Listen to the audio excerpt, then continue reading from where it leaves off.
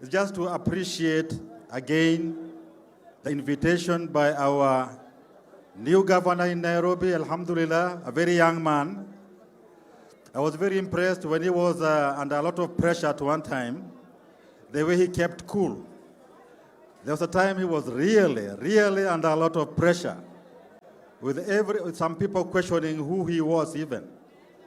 But he maintained his cool, and the message he gave all of us that one day all this criticism will end and he will emerge the winner. And I can say Nairobi voted for him, and they made a very big statement that he is their choice, and he remains their choice, and will continue to be their choice for the years to come. Kweli urongo?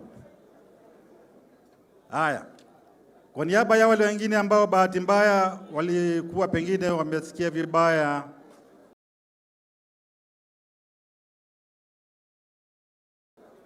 our Imam Abu Qatada is a very nice person. Na yeye ni binadamu, tumsamehe. He did not mean to offend anyone here.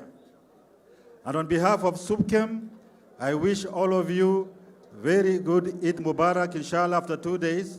And I want to end by saying we thank the government for allowing Kenyans to rest on Friday.